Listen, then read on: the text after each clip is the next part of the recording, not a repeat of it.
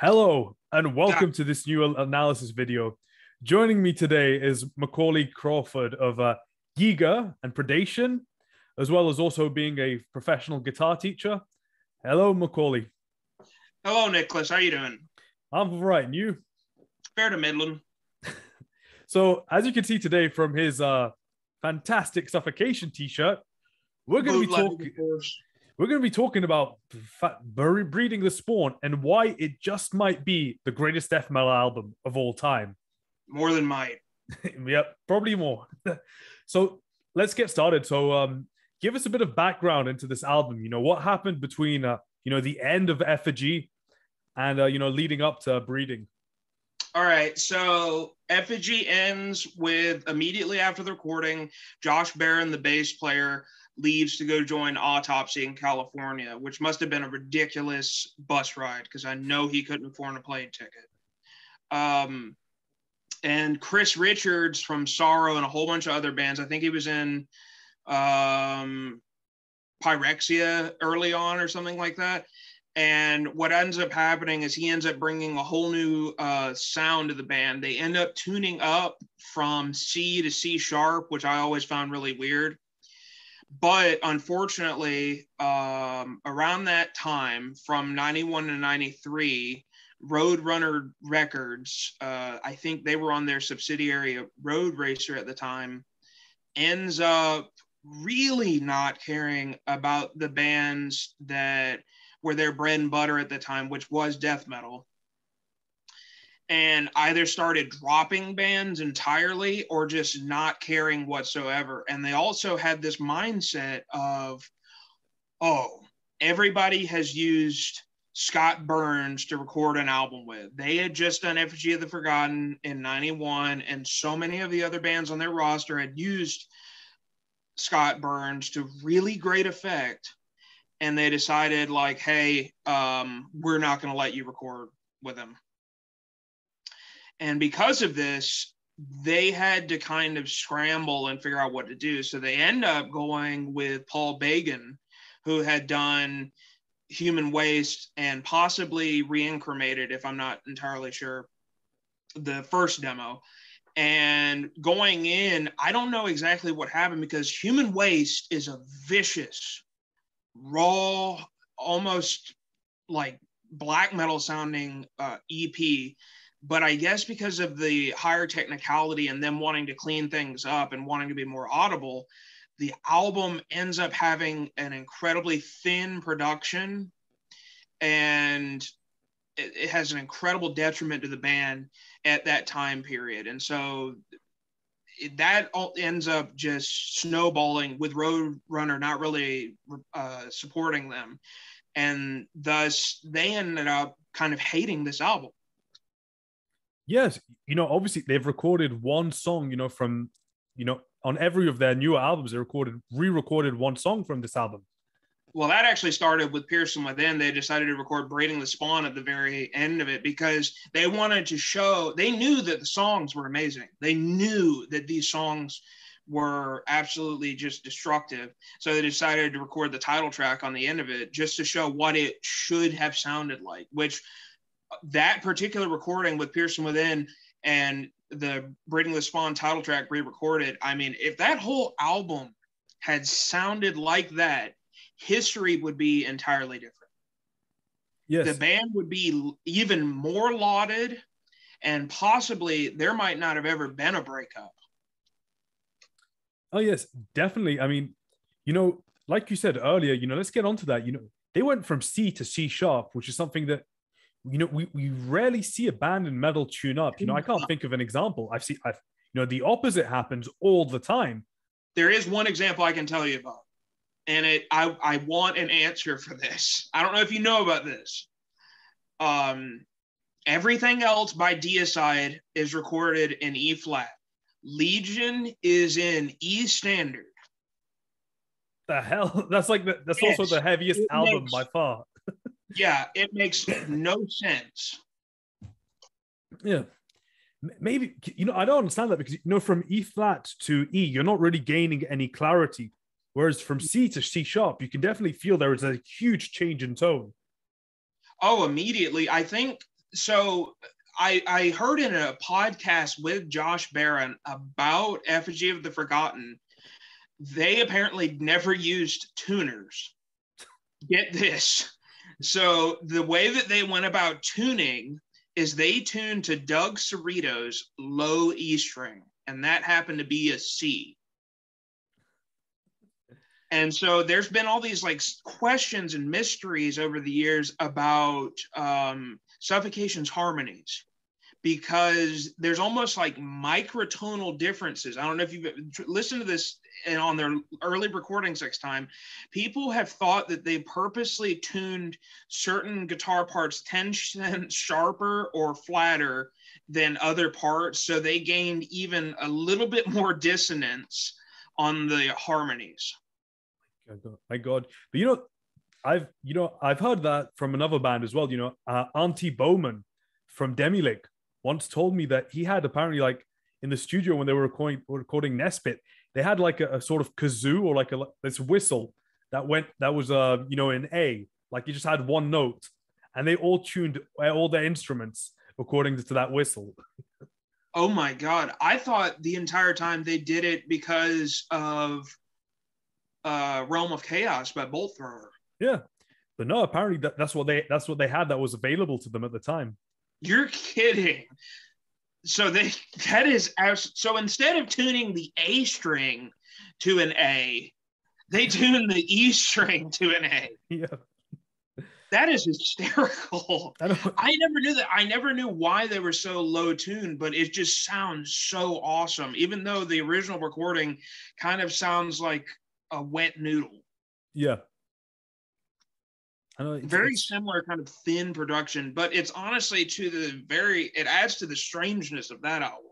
Yeah, but here it really detracts from it, unless, I believe that, there's this kind of work that needs to be done with breeding on the listener's end, where you really need to take your time to pierce through that kind of muddiness. I think that it honestly adds to the overall, honestly, weirdly enough, the benefit of the listener, because two things happen. The bass on this album sounds amazing, and you can hear incredibly articulate passages on the bass, not only because Chris Richards was just an amazing bass player, but because it cut right through the frequencies of the guitar. And so you can hear absolutely every single solitary thing the bass does. And secondly, it really does force your ear to get accustomed to subpar production, especially when the music not only demands it, but is worth it. Yes. But it really does hurt on what's it called again? Epitaph of the Incredulous.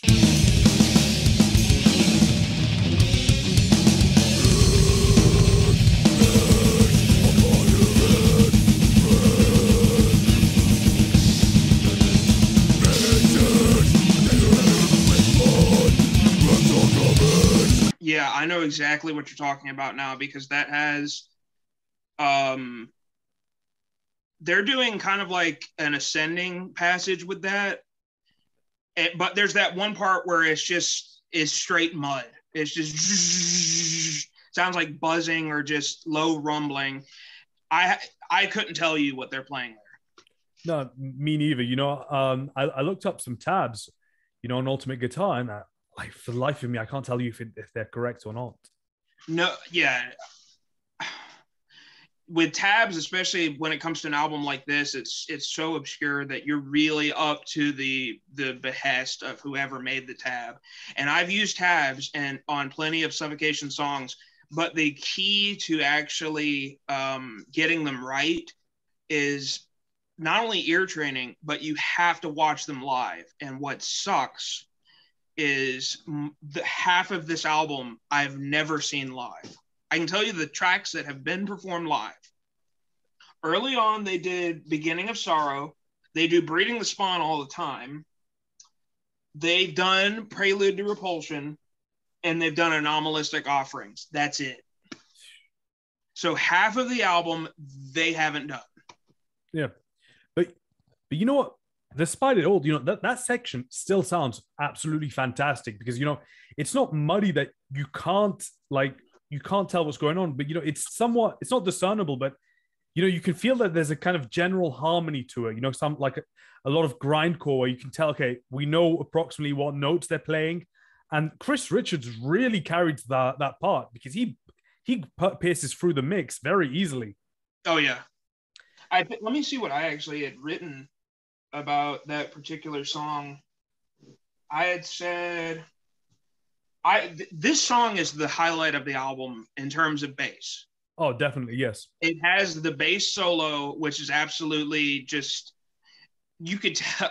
Mike Smith, in an email chain, he had told me, I asked about Chris Richards, and he said if there was a hole in Suffocation's music, Chris Richards would fill it. And that's exactly what he does on this album and in the next two releases with him. And it's just, on this particular track, you can tell they just kind of let him have his own thing. I don't know if you know this or paid attention. This is the only track of the album that is collaborative. What? How so? Please go elaborate. If you look at the songwriting credits, this is the only one that's written with Cerrito and Hobbs. No. So the first half of the album, I'm sorry, go ahead. No, I was just saying, that makes sense because, approximately 2 minutes and 30 seconds in, there's one of the more interesting parts of this song, which I love, is, where you have the solo that comes in, but the solo feels almost monotonous. And the riffs underneath the solo, that's where all the magic is happening because they are harmonized. Like Cerrito and Hobbs are playing different things, but it all just works together really well. Oh, they do that all the time where it's almost like a point counterpoint classical music thing where it's almost as if they wrote two riffs separately. Yeah. And then realized these can actually play at the same time. Oh, definitely. Disregarding key, because I doubt they were thinking like, oh, let's diatonically fit these together. No, but I did the podcast with Mike Smith, and I think what happens is that during these sessions, they were playing in Mike Smith's parents' house every day. Yeah. So they had like maybe not millions, but thousands of hours to figure this stuff out. And some of the harmonies, they're really complex, despite not fitting, like you said, diatonically. But they still fit somehow. There is an overarching logic that escapes kind of the basic, consonant dissonant logic that we're used to. They wrote their own riff language. Definitely, yeah. I mean, that language, especially on this song, and what Chris Richards is adding onto it, it's something that no one has ever done in death metal. I think that, and this has been described before in regard to death metal, two different things, that the genre is athletic and acrobatic. So you have this idea that, and some people are going to think this is ludicrous, but you've got players playing at Olympic levels of playing, and they're playing together. And you're right, they did play together in Mike Smith's basement every day, and it probably got to a point where they telepathically knew what to do during somebody else's playing.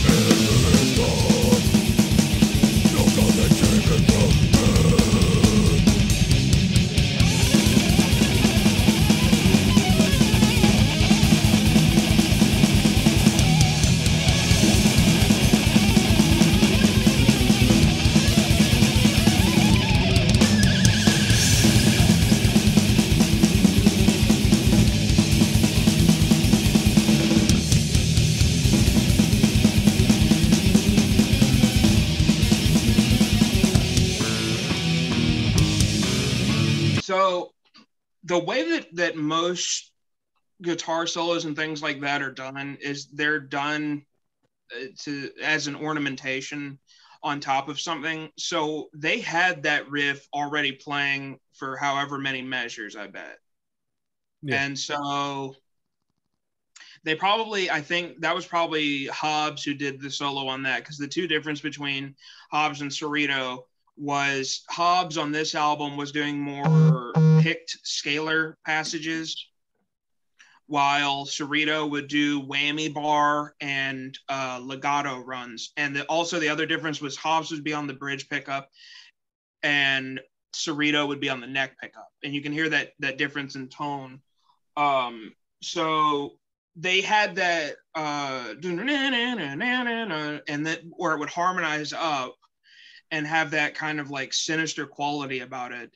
And that they just probably had that going for a while, you know?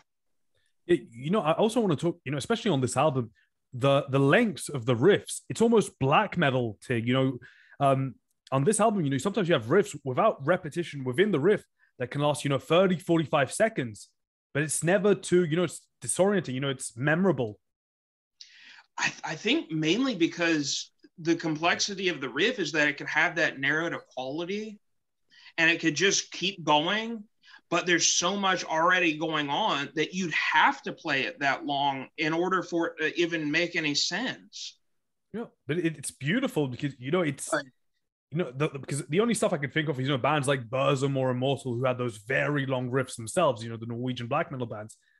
But those were not, sparse, where there was not much content, where it took time to, give out the content. Whereas here, there's so much going on, but because of that length, it becomes a lot more digestible. It was almost like doubling the time, and then so the songs were cut in half in length. So it's almost like speeding those songs up, those black metal songs. No, it's absolutely beautiful. That there are so many of these kind of these parts where you have where the entire passage is just one really long riff that has like this kind of sense of momentum, like a car that just can't stop, or a runner, and then eventually the way I love is like how they kind of get out of these riffs, these long riffs, by going face first into a crushing breakdown. That was the other thing that I noticed about this album that was a little bit different than Effigy or even Pierced. This album is dichotomous in that you have some of their fastest moments and then just some of their heaviest slams and breakdowns. But the thing is, it's either black or white. It is super fast and then comes screeching to a halt. And it will just be as slow as they want to play. There is no real preparing you for, it slowing down, except in one song, which has one of my favorite moments personally, which is in Prelude to Repulsion, which also has some really great moments. But one of my favorite sections is at 2 minutes and 48 seconds of Prelude to Repulsion. They have Cerrito, this is a Cerrito Penn song, and this is probably the fastest they ever picked. But there's a Decelerando, and it's one of my favorite absolute moments if you wanted to check it out. Let's put it on.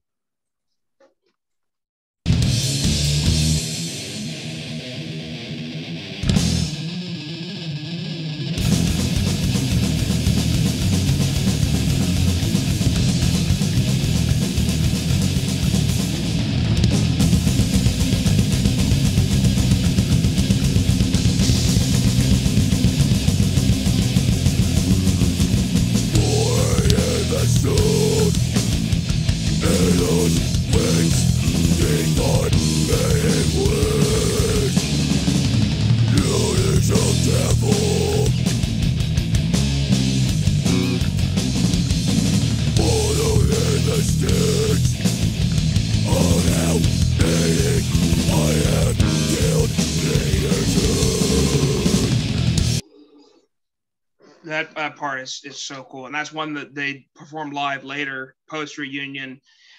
And that Decelerando, I mean, I love doing that in my own music, where you can have the opposite, where something is speeding up or something is slowing down. And the reason why is it then sounds like a living entity. the music is now breathing and moving at its own pace rather than it sounding like individual parts. It all sounds like one cohesive part. You know, what I love about this part is the, you know, the absolute separation of both guitars. You know, on the right, on the pan to the hard right, you can hear this kind of very simple low tremolo riff that you'd see on Effigy of the Forgotten or something like Incantation would do. And then on the left side, it's a lot more, yeah, just it's going. Exactly. It's very, like you said, acrobatic and athletic at the same time, you know? Yeah. And I love that separation. Yeah. And I just realized that today, what you were talking about too, where it does have, it almost has the part where it's like, all right, who needs the easier part today to be able to play live, where it's just a lower section, but then the other guy has to do this. It's almost 30-second notes with the right hand. Yeah, I know, it's insane. Yeah. And you know what I love about it? It's like, because they're not playing straight 30-second notes, you know, it's syncopated in a real, but it's not syncopated with like long breaks. It's very kind of, it's almost stuttering, you know what I mean? Oh, the whole album is syncopated to where it's like the picking is almost like this. Yeah. Yeah, it's very difficult to, because they're going from, say, like a down pick to like just straight. I mean, it is, you can feel it in both your forearm and your bicep eventually playing these songs. And I think I read a review where Terrence said that these songs rated at least an 8 or each song was an 8 or higher on the scale of difficulty as far as Suffocation goes. And I can imagine that, you know, these songs just, that's probably a lot of the times why they don't perform them live, is it takes a lot out of them to perform them. Yeah, you know, but the rhythms, right, are so interesting because you know a lot of syncopated metal in general, you know, regardless of the genre, relies on these kind of long gaps between notes, you know, like dun dun dun. But here it's these very minute gaps, these very little variations that are constantly going. You know, there's no time to really settle into a rhythm. You know, you're not settling into a, you know, chug, chug, chug. You know, there's always not something. At all. That's another thing too. You mentioned about syncopation, and this is something I try to stress to drummers that I play with.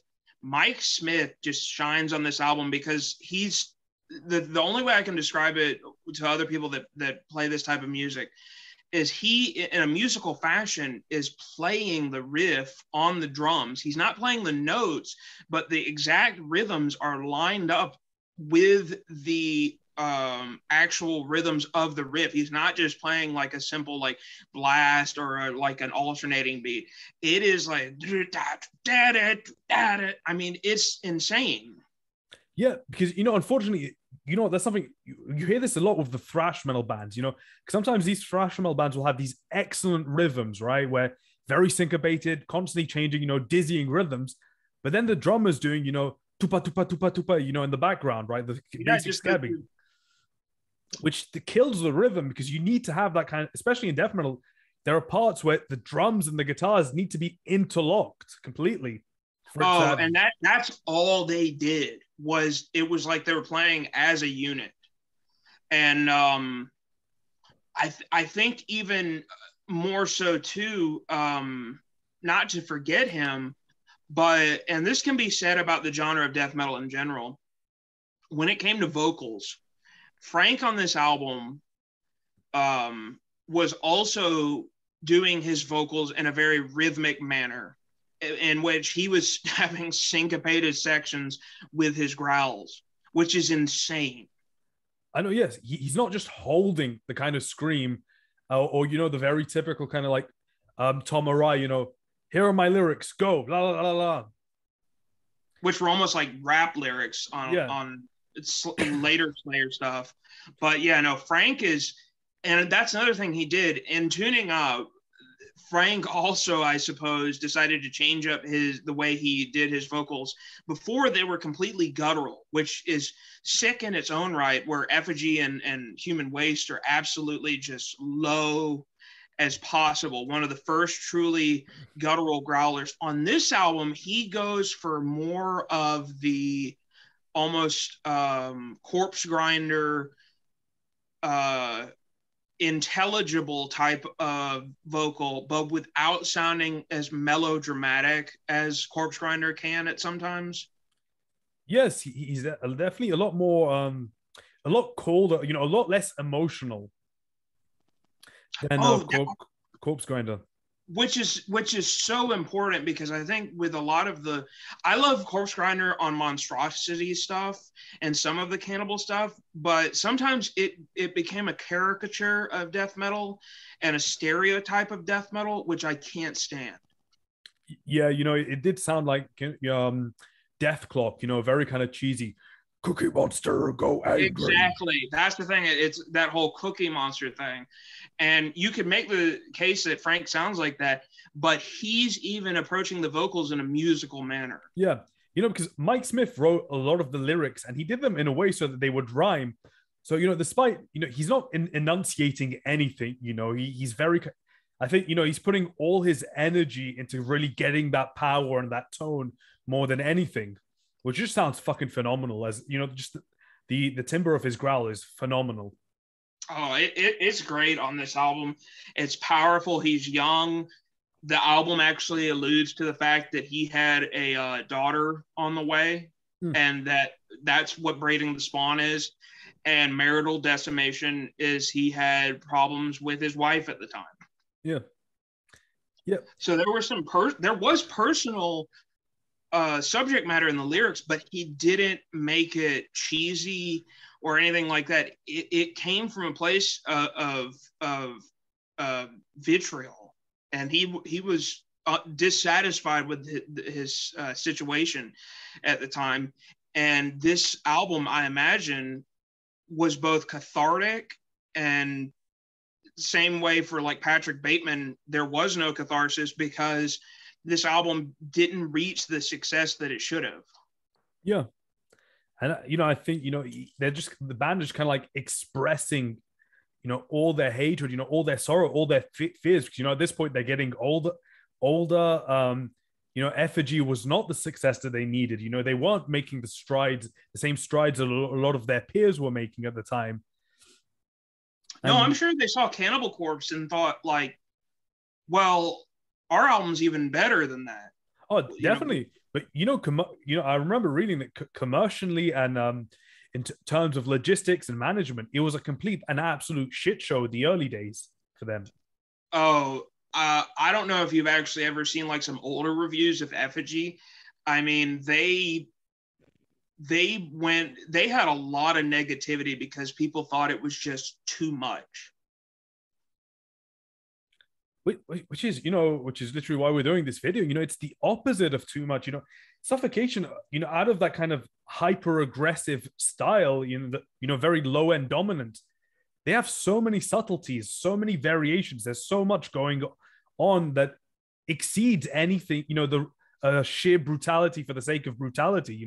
That was there. There was stuff there, but we're literally talking about Prelude to Repulsion. After that riff we just listened to, the breakdown that comes, it goes da, da, da, da, da. You have the little fills, the tremolo fills that stop it from just being, chug chug chug chug chug kind of where it's just like da da da da da da da da. Exactly. Yeah.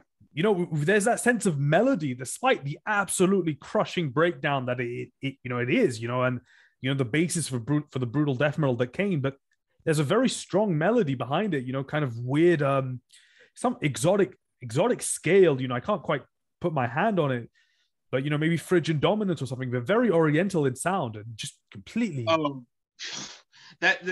It either came down to a lot of, like you said, Phrygian dominant, which is a mode of harmonic minor, or even just Phrygian as a mode, a guitar scale in general. That was the thing, is they had merged that brutality and that melody, and unfortunately no band afterward had really picked up on that. I think one of the bands that has come close is Defeated Sanity, but even they have a more jazzy approach to doing this genre, but no band has come close to this album is almost as idiosyncratic as Legion. No band has done what they've done on this album. Yeah, no, it's, you know, if if one of those kind of like new wave of revival death metal bands or whatever the fuck they're called, touch this, you know, this would actually sound very different to the rest or anything within that kind of brutal death metal lineage. Do you know why they can't? It's because what they're doing, and I'm not going to name names, but we all know the names. It's not coming from inside of them. It's not coming from their spirit outward as it did from these five guys. What they're doing is they're playing a genre simply to have fun, to have a good time, and to try to make money. These guys were in pain. You could tell, living in New York in 1993, I'm sure they had to deal with a ton of crime. Not saying that there's crime now or the worst crime, but this was a more artistic expression than what people are doing nowadays, because people are only checking boxes. It's only completely aesthetical. Yes, definitely. Plus, you know, you can tell these guys didn't want this production. They didn't want the sound. But, but you know, speaking of, absolute brutality on this, you know, there's one of my favorite breakdowns of all time. It's on Ornaments of Decrepancy. I know the one you're talking about. I know the exact one you're talking about with the double bass. Yes, and Mike Smith shines. You know what? Let's put it on and then talk about it. So it's 321 on Ornaments of Decrepancy.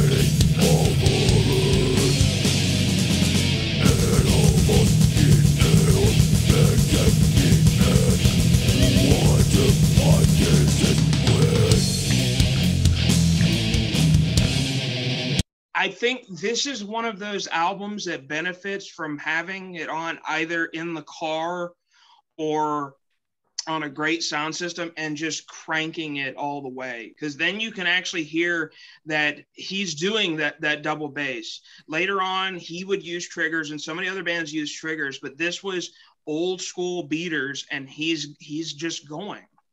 I know it's absolutely beautiful. You know, tell us.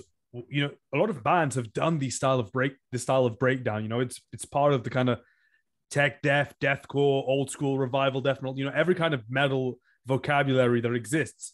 But why is it so fucking good here and not on the other bands? Okay.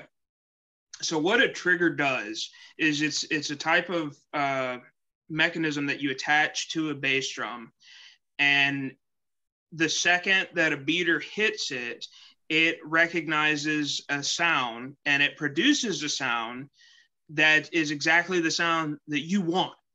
So it doesn't matter the sensitivity. The second anything hits it, you could do it with pencils. It's going to produce a very clicky, heavy bass drums, well, not even heavy, but very clicky, accurate sound. And people at this time were using triggers, but I don't know if they're not like how they are now.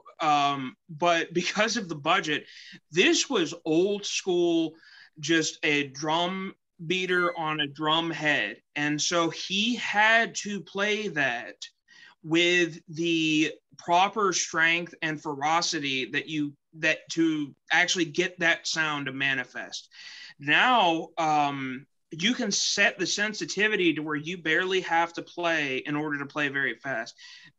Mike Smith wrote the rule book on so many blasts and so many different types of double bass that he was hitting them as hard as he could. and you can't hear that because of the production. Yeah, but also what I think is very important with a breakdown is, what comes before the breakdown, what comes within the breakdown, what comes after. Like no riff is an island in itself. And here, what I love is how they connect it with that kind of very simple phrasal power chord riff within the breakdown. Dun, dun, dun, dun, dun. It tells a story, and it has a melody to it. Exactly. To where it's not just as simple as playing the lowest notes on your guitar, because that's what so many people do with breakdowns, is they just tune their guitar as low as humanly possible and just play the 5 lowest frets.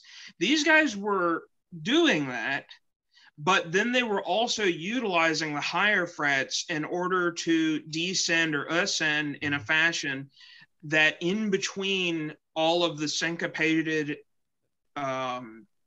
just lower notes, there was something else going on in almost like a call and response fashion.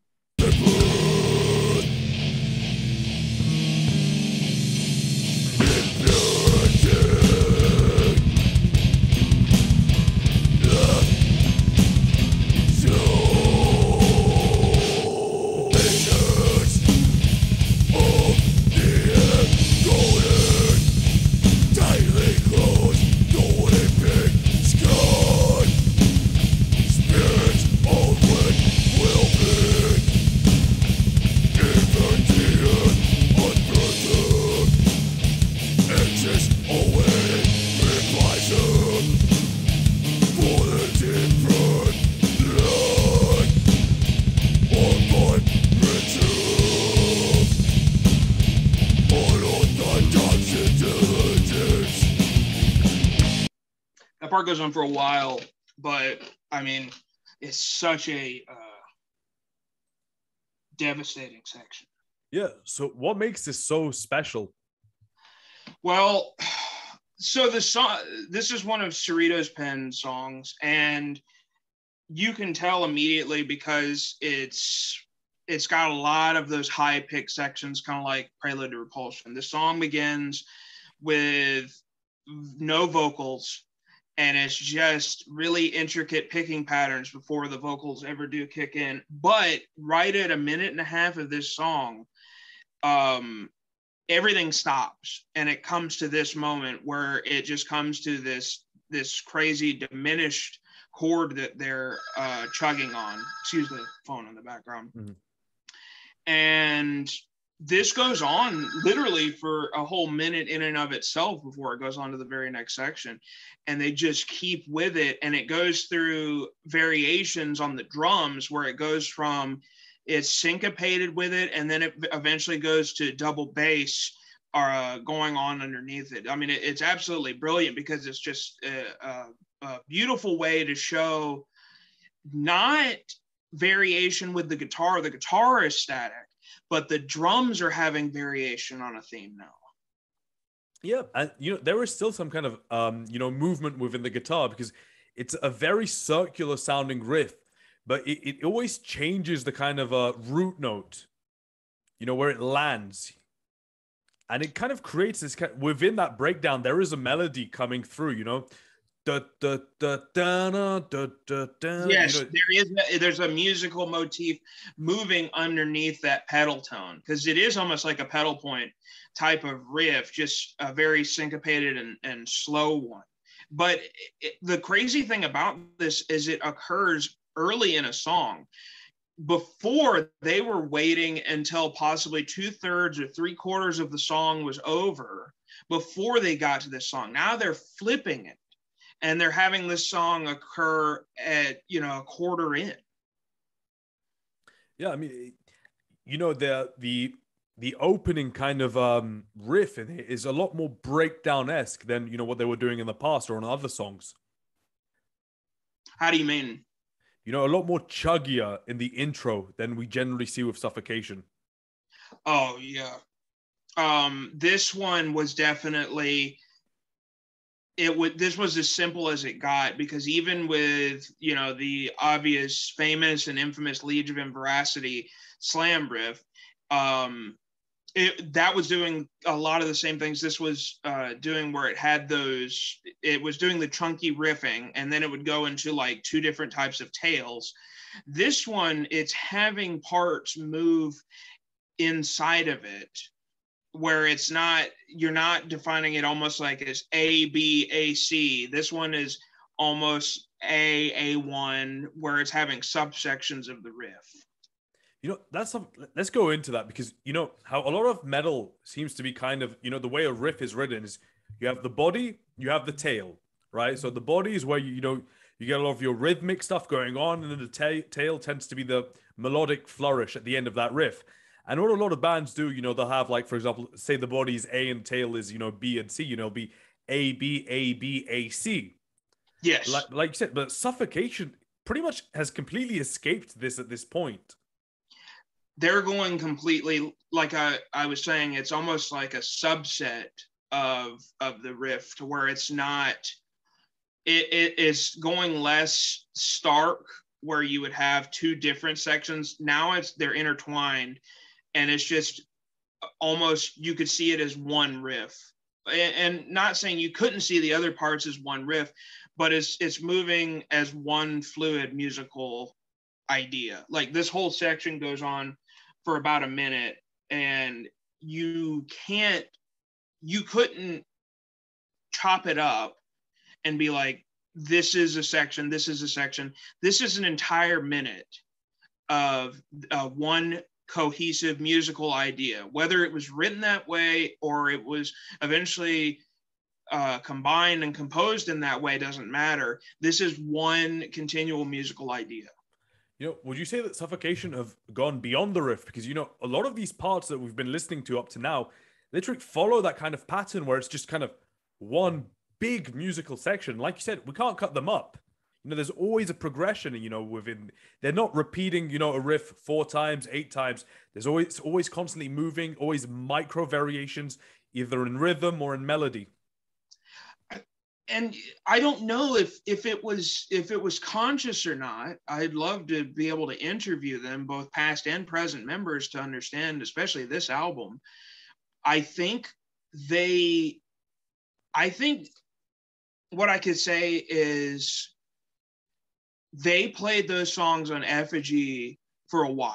So you go from, say, when the band began in 88 all the way up to 93. That's 5 years of playing the same songs.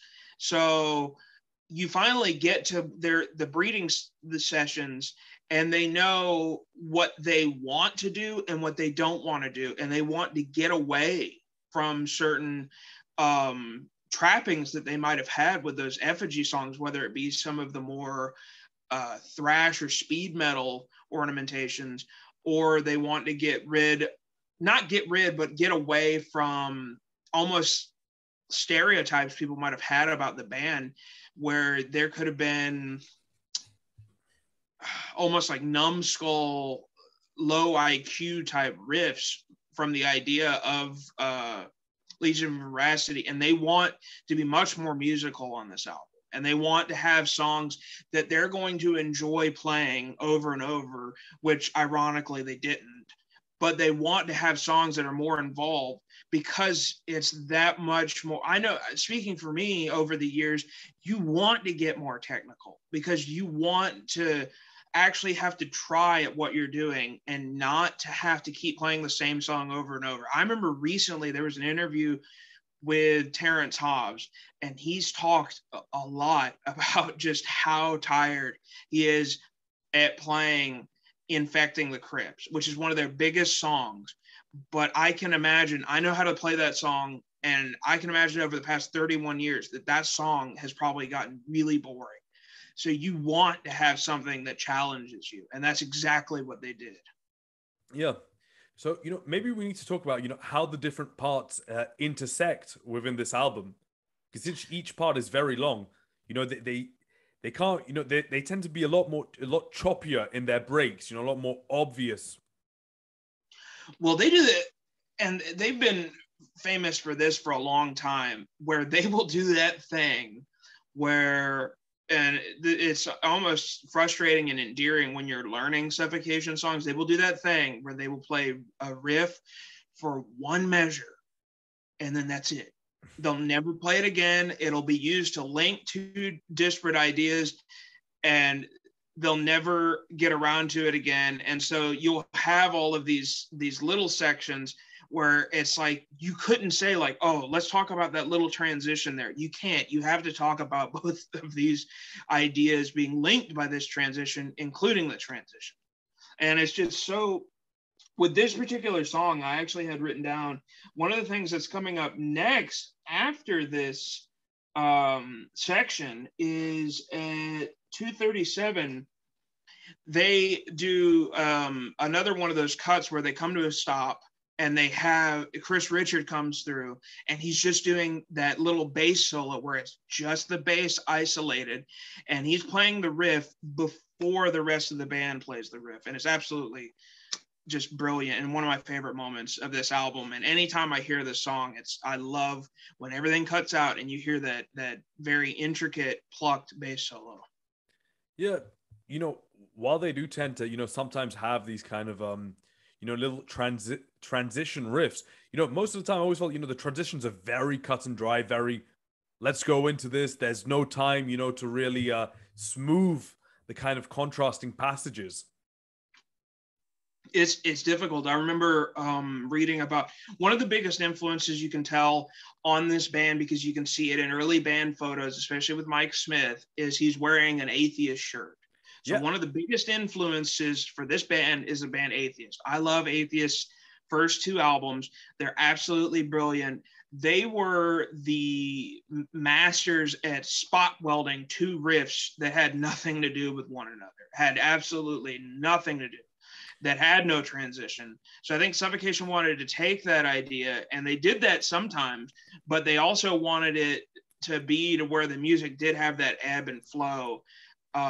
And it's very clear that I think one of the reasons why people always compare death metal to classical music is because structurally, these are not songs.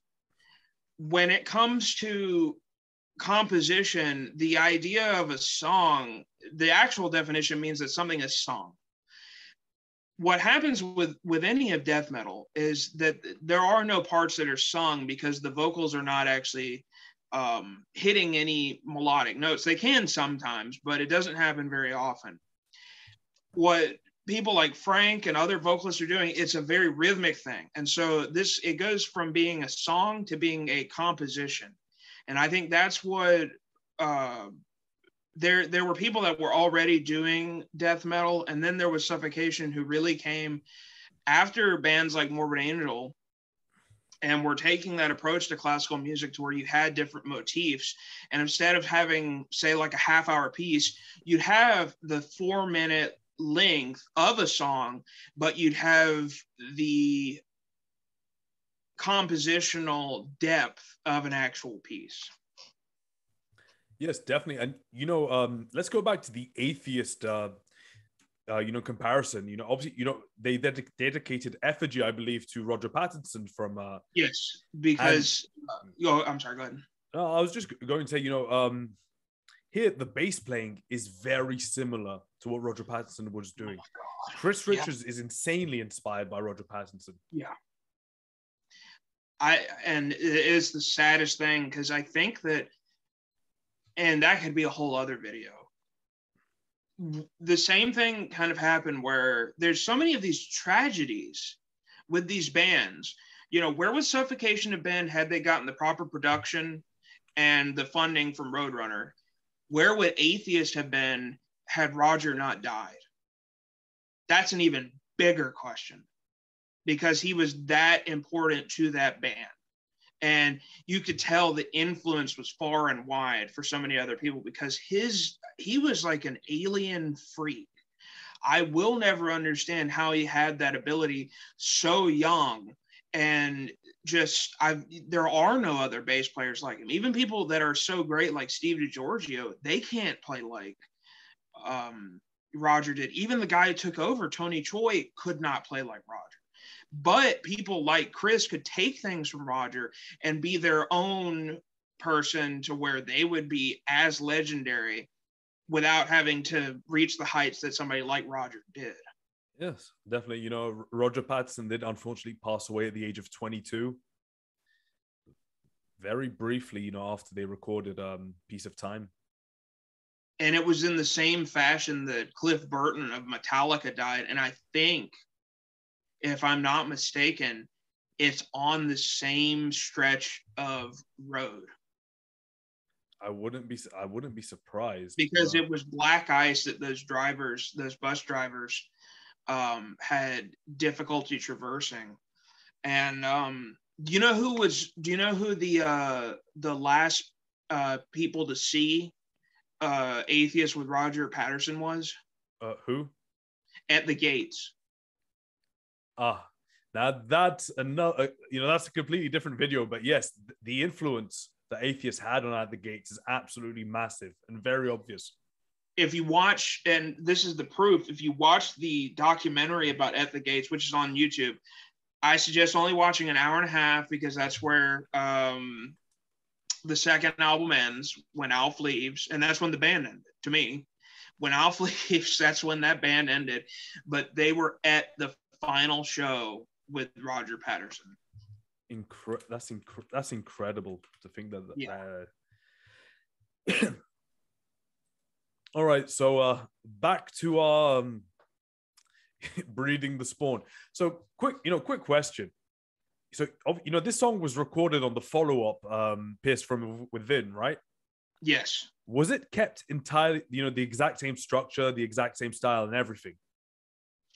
So I've listened to both back to back, and I know exactly what you're talking about, because I imagine you might be hinting at the fact that later on, I think that you actually found out from me and asked Mike Smith about the fact that Catatonia had an entire section removed. Yep. To speed the song up. The only true difference that I can hear are differences between Doug Bone and Mike Smith as a player. So I like Doug Bone and I like his playing on Pierce from Within, but I think Mike had something special that was lost on that particular recording. It's still an amazing recording. I love the way that it sounds. It's a little bit slower. It's a little bit less, it's having to go just a couple BPM slower, that way that he can get to those parts quicker, because Mike was transitioning so quickly. So I think that's pretty much the only difference between the two. Yeah, it's probably a bit cleaner as well, slightly, you know, because they were going for a much cleaner and precise sound. So probably they slowed it down to, you know, to be able to get it as clean as they needed to. Oh yeah, that's another thing that's so crazy about the album Breeding the Spawn, and that song in particular. These songs are played at just a breakneck, feverish pace. The album's only 36 minutes, but it's a very quick 36 minutes. Especially after listening this past week, it doesn't give you time to really sit and breathe. It is very just. It's almost like it was just coming out of them constantly. Like these songs were just emanating from them. Yeah. And you know what? Let's talk a bit about guitar technique. Okay. So, when you see a palm muted riff, you know, generally most guitarists do, which kind of the sense from James Hetfield is you downpick it exclusively.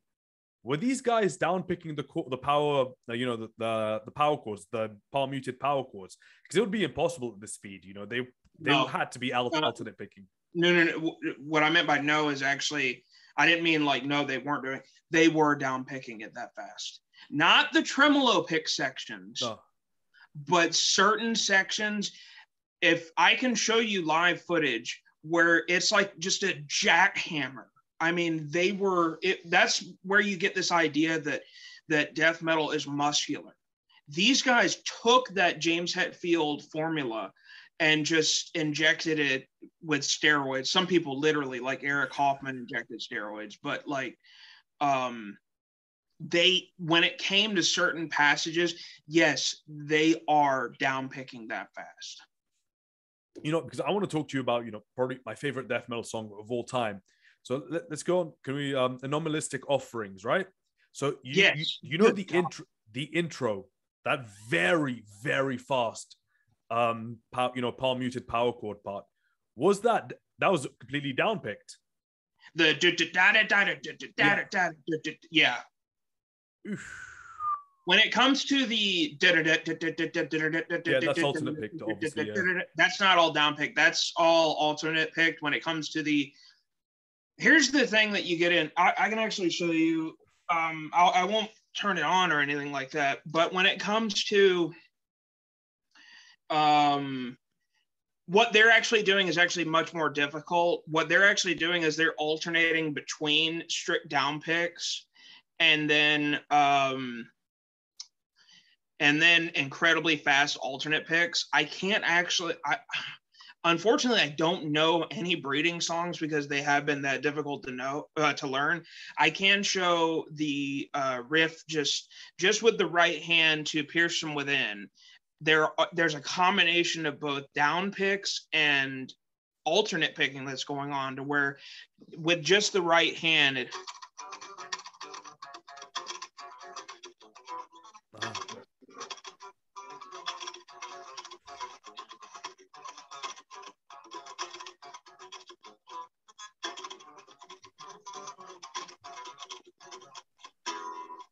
all of that is one musical phrase that had this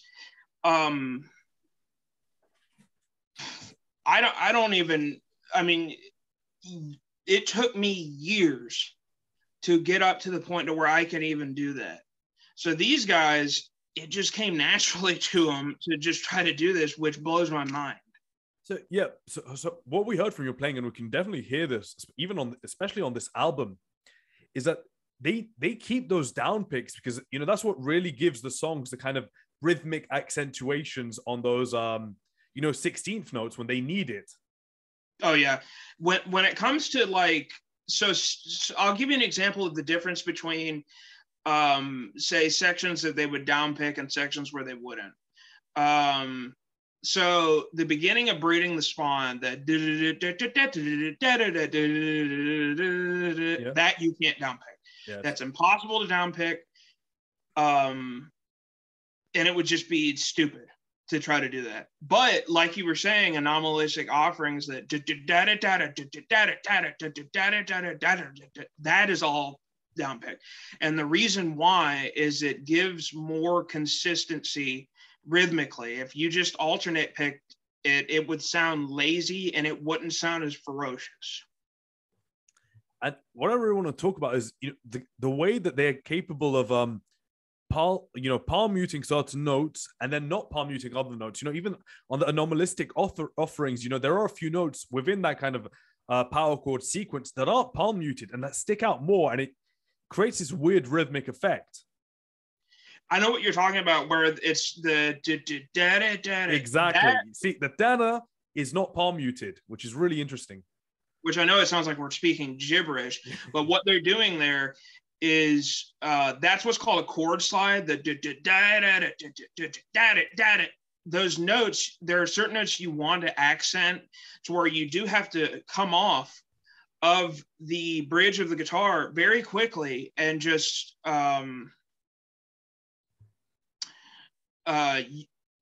in order to have that note resound, but then immediately clamp down again to where you can get back into it, because the syncopation is so precise.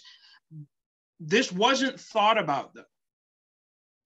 None of this was conscious. This was just their technique shining.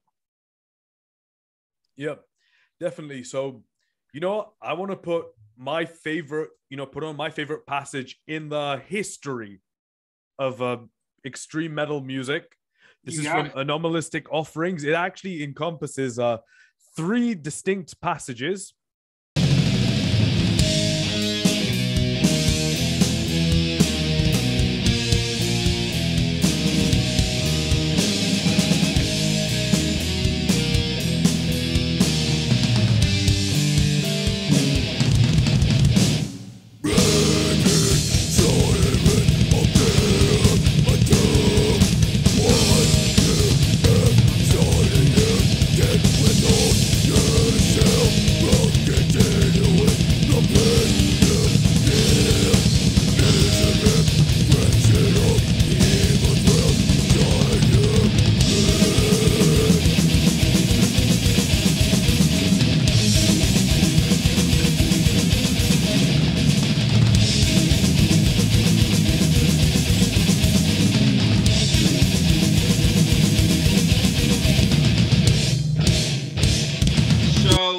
I know exactly what you're talking about when you're talking about the single note harmonies.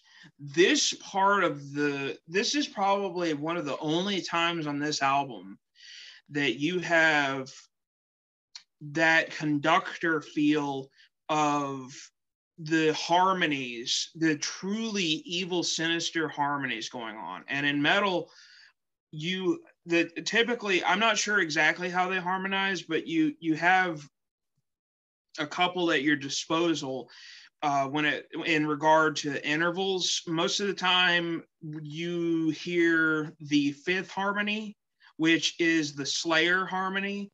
Anytime you hear like any of that evilness in Slayer, they're harmonizing in fifths. You can have a minor third harmony, which is more like the Maiden harmony, much more melodic and diatonic. You could then have even a minor sixth, which would almost be a little bit jazzy. And then probably the most disgusting harmony that you could ever have would be a minor second, which not many people do because it really hurts the ear. Yeah.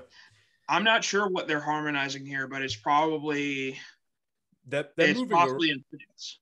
It's actually I found some pretty good times. It's actually parallel harmonization where they're going from consonant intervals to dissonant intervals back to consonant intervals, moving around. Oh, okay. And here, it's such a fantastic, because they really take the time, to show that they have more than speed going on. They can write excellent melodies no matter the tempo. We've proven this at this point.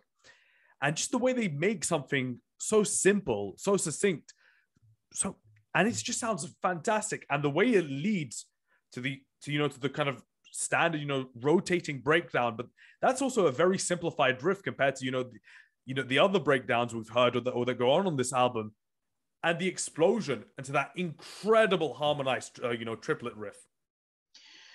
That riff is ridiculous. I remember there's a guy that covered Anomalistic Offerings on YouTube, and he didn't play that in triplets. And I told him later, and he's like, "You've got to be shitting me."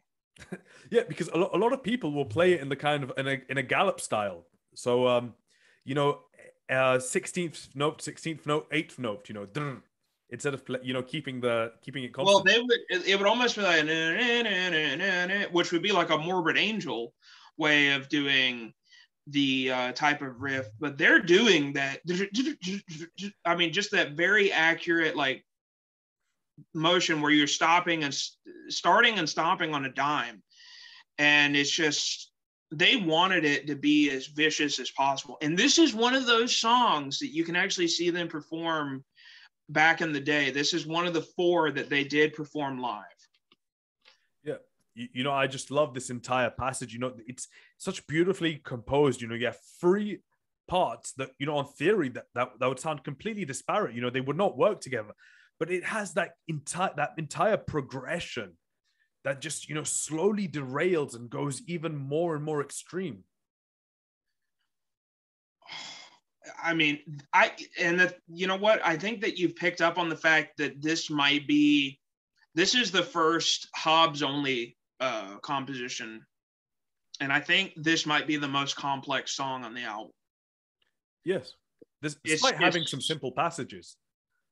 Yes, it's so dense though. And they actually re-recorded. Most people don't know this. When they did the Suffocation self-titled in 2006, they put Prelude to Repulsion on it, but they released Anomalistic Offerings in addition to that as a re-recording on the Japanese only version of that album. So there is a re-recording of Anomalistic Offerings. And they put that version on the Dark Light or whatever the fuck they did. I don't care about. Oh, that was Epitaph of the Credulous. Okay. But yeah, the only 2 songs they haven't done are the last 2, Ornaments of Decrepancy and Ignorant Deprivation. What's funny is somebody might have picked up on this.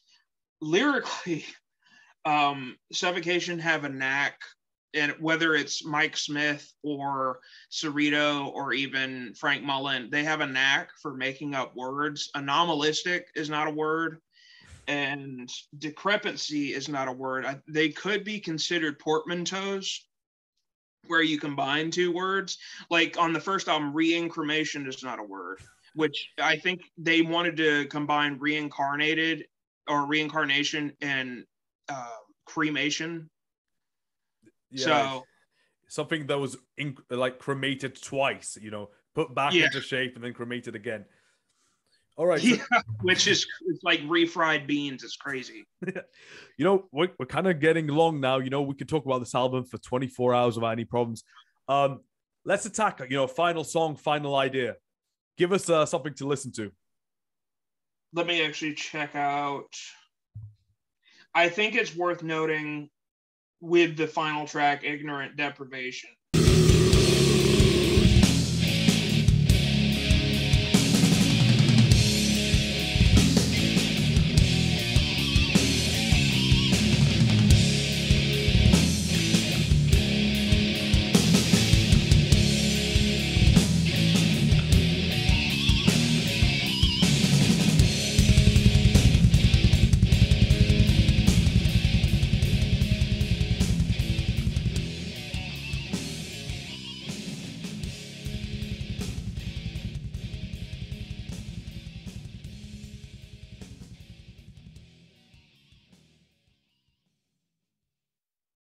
All right. So what a way to end an album. Truly. I mean, I think the way that I like describing it to people is, a lot of people imagine, I guess, possibly descent into hell, but I think it's more like the lights going out in your mind when you're dying. Oh, yeah. Definitely. As much as the fade out is a very easy way to end an album, it just still works here perfectly. I mean, some might say that they probably did that because they ran out of time with producing the album, or that they had to get this album out and done. But I do think that it is probably the only reprieve that you will get in this album. Yes. They probably could have done like one crazy, just fast riff and just cut it off abruptly, but they chose to end it in a musical manner. You hear that double bass, and it's really almost like the album is receding. Yeah, literally, that's so funny because Mike Smith adds the double bass, not to add intensity, but weirdly to take away from the intensity. Yeah, because it does sound more tense with it syncopated with just those crazy pinch harmonics. It does almost add just like this sense of like, oh, I can breathe now. It's a beautiful ending. I know, definitely. It's probably the most Morbid Angel-esque riff on the album, because they take away a lot of that kind of, a lot of the heaviness, a lot of the chugginess of it, and just play a nice, beautiful melody, just a good solid melody to end the album. And this is like probably one of the rare times where you get just a simple riff from them, which very rarely happens on this album. Yeah, and who knows if this was the last song done for the album or anything like that, but if it possibly was like the last song, because these last three tracks are all done by Hobbs. It is pretty funny that they might have been like, okay, let's leave them on like something they can remember, that they're doing those pinch harmonics, which that's something you can hear pinch harmonics in this album, but they don't use them to the same effect as say like Immolation do. Yeah, or even Incantation, here there's a lot less prominent. Yeah, I think possibly because those guys were their peers. Yeah. So they want to take, but here I think the point is just like let's make a beautiful melody. It's a very kind of standard melody, but it's just so well done, and it comes really at the perfect time and everything. I think I think one of the reasons why we appreciate it more is because we don't normally hear that from them. So when we finally do hear that, it's just like, it means so much more, because so many other bands rely on that, and you can hear an overabundance of that because that's about as far as they can write. But with these guys, you know, it definitely was just when you finally did hear that simple part, which that's what they did next on Pierce from Within, is they wanted to merge the songwriting of this album with the more catchiness of Effigy in order to have a much more streamlined approach. That's what you read in a lot of the old interviews, is they wanted to streamline the approach, which is to that album's benefit and detriment. Yeah. But with this one, you don't hear as many sections where it's much more melodic. So it just, it's so, like I said, it just has so much more meaning when you do. Yeah. You know, and I think, you know, the major difference is it's done in a tasteful way. You know, they didn't settle on the first thing they could find. They actually said, you know, we need something that has strong melodic content, and then we can arrange it in a kind of simple death metal, you know, aesthetic. Oh, definitely. Let me ask you this. What was the order in which you heard like the Suffocation albums? Effigy, Pierced, everything, and then Breeding at the end, probably. Mine is pretty similar to like Effigy, and then I heard, what's crazy is when I was very young, I think I must have had Headbangers Ball, and I might have heard Abomination Reborn on Headbangers Ball back in like 2006, and I got into them more when I was like around 17. It finally clicked, and that's when I was getting into Effigy. But it does seem like for so many people, this is like, oh yeah, this is like the last thing that they get into, and it's good and bad. But I wish that people appreciated this album more. Yeah, you know, it's definitely, you know, the band's ultimate artistic output. You know, not to say, you know, they've had an incredible run, you know, but this one is just like, it's on a level above. You know, even if they never released Breeding the Spawn, you know, Suffocation would always be a top tier band. You know, there's no denying that. Which is insane. I know, and it's you know, I know for a fact, you know, this is the greatest death metal album of all time. I think so. There are some that are up there for me. I think the albums that are up there for me are this album, To the Depths by Infestor, Here and After by Immolation. I would say Red in the Sky Is Ours by At the Gates. This is the caliber of album that it's up there with. Yes. You know, and it's at this genre's, I would say, both more musical and spiritual end. I know a lot of people say that death metal doesn't get as spiritual as black metal, but I think this is pretty much as far as you could go. Yeah, definitely. You know, obviously, yes, on the spiritual kind of side, you know, death metal was limited, and, you know, black metal was essential for pushing things further along that end. But, you know, one thing I hate, you know, the way people deride Suffocation, say, you know, Suffocation only has one emotion, full out anger, which is an absolute load of nonsense. Not at all. I don't. It's an ignorant. Speaking of ignorant deprivation, it's an ignorant response to them. I think that it goes beyond anger to ideas like indignation, to vitriol, to triumph. You know, that they have this response to their environment, and they're writing this music as a catharsis, and that they have conquered it. You know, it's not as if that they've been defeated. Yes, you see, that's the major thing that kind of separates this and a lot of you know, cookie cutter death metal, you know, where it's like the monsters win, Satan's forces rise, or whatever. You know, here it's really the kind of like, you know, if we were to imagine there was one narrator in all these songs, it's really the narrator manages to triumph, you know, or at the very least survive this entire ordeal. survival, I think, is probably the key word. It might not be. It's definitely a win.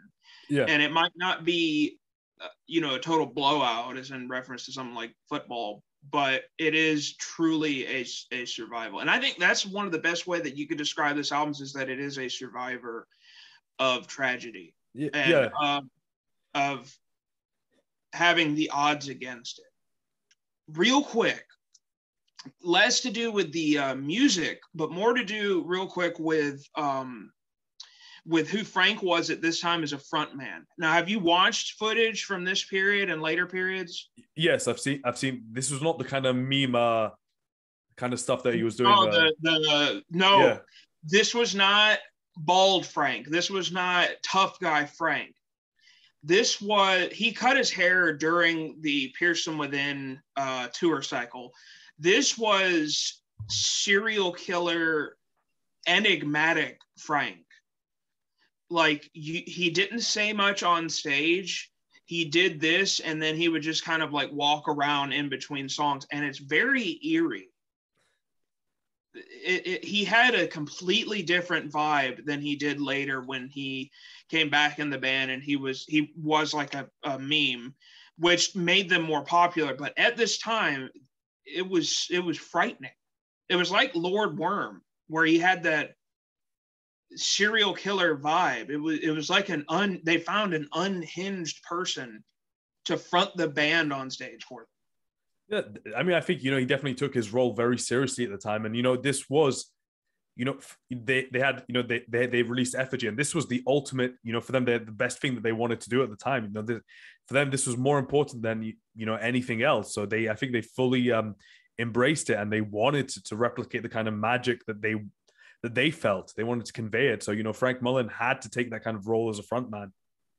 Oh, definitely. Where it was more, it was just a different vibe. I envy those who got to see the band at this time, because I would have loved to have seen when they focused more on these songs and also just the presentation of the band as a whole. There's a really great show from '93 that has great energy, and they did a lot of the Breeding tracks. All right, so it's time to end up, finish up quickly. So this album's influence was very limited.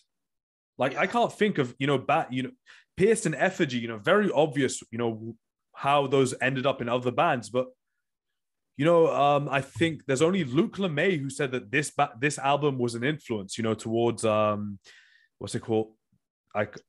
Erosion of Sanity. Yes, so that's it. Suffocation came to Canada, and Doug Cerrito was literally showing him the riffs off of this album. And I imagine Luke LeMay saw these riffs and was like, I got to do that. Yeah, but he was doing more of like the death kind of riffs on the first album, Consider Dead, which I love. But Erosion of Sanity is when he amped it up, and it's like, holy shit, that this can, he really amped up his playing because of Suffocation. Yeah, so I think that's the only kind of influence of this album. Maybe it's a bit too lofty. Altars of Madness has been copied a lot, but you don't really see people copying Blessed Are the Sick, etc. No, I don't know if I don't know of one band that's ever really covered any tracks off of Blessed other than, say, Day of Suffering, because it's an easier track. And I definitely don't know of a band who's ever covered a track off of Breeding. So, yeah, so, it really has a lofty place where, people, like, they wouldn't even, dare to touch the songs on this album. People have said it's just too difficult. They've just said that it's difficult for one person to learn it. I have no idea how an entire band is supposed to learn it. I think that, and this is a cliche, they really did set the bar so high that no one else can reach it. Yes, literally, especially compositionally, before, any technique. It's ridiculous. They do it all on this album, and it's just, I don't, like you said, it's so sad because Effigy and Pierce did go on to really influence the brutal death metal community. But speaking of technical death metal, they ended up going on this more horrific video game music sound rather than continuing this proper sound. Yeah. All right. So, let's quickly recap. Why is this the greatest death metal album of all time? I think because there is nothing like it and there will never be anything like it. And it was four people. Or no, I'm sorry. Five people. Five people. Well, four musicians, one, unhinged frontman, firing at all cylinders. And it's just, they couldn't even top it. Yeah. And they didn't try. They didn't try to top it. They did, however, recognize how important it was that this album did need to be preserved, that they would re-record it. Even though when you finally do get the re-recordings all together, it's not going to sound right. This album will always be the proper recording because it's one cohesive recording made by the same five people. Yes, literally, what I'd say, it's, we, despite talking all this time, we've somewhat scratched beneath the surface, but to fully analyze and to fully go through what's in this album, it would take way too much time. It's full of that much depth. There's that much going on. I hope that with this video that people really dig their teeth into this album, and then they take something away from it to where possibly we see somebody, pick up their instrument and try to not copy it, but be properly influenced by it. I try to be. And the apt word there is try. It is so difficult to reach that level of density in the songs. And it's almost as if I'm saying to myself, like, I need to add more riffs to my songs. But they end up being like 9 minutes. And I'm like, I don't understand how they had so many and so little time. I will never get that. Yeah. All right. So I think, that's us done. Any final words? Thank you so much. Do you mind if I promote some of the stuff I'm doing, or? Go for it. So I'm in a kind of doom sludge band called Giger. I'm also in an instrumental death metal band called Predation, and I teach professionally on Instagram under the username coach_vice_guitar. If anybody's ever interested, I can negotiate price or anything like that. I teach all levels, more than just metal, but I'd love to teach more metal, and not just to promote myself, but also to promote my bands, and then also in a way promote Suffocation in this album. I just I hope to at one point add something to the lexicon of death metal like these guys did. Yes. And that's what I'd like to say. Thank you so much for the opportunity to do this. I love Hessian Firm. I followed you for years from writing on DMU, and then your label now. And I can't wait to hear, all the new releases from your label. Thank you so much. All right. Thank you very much, MacCauley. So you can find him under the name coach_vice guitar on Instagram, and we should hopefully be seeing some more of him soon. Thank you very much. You're welcome.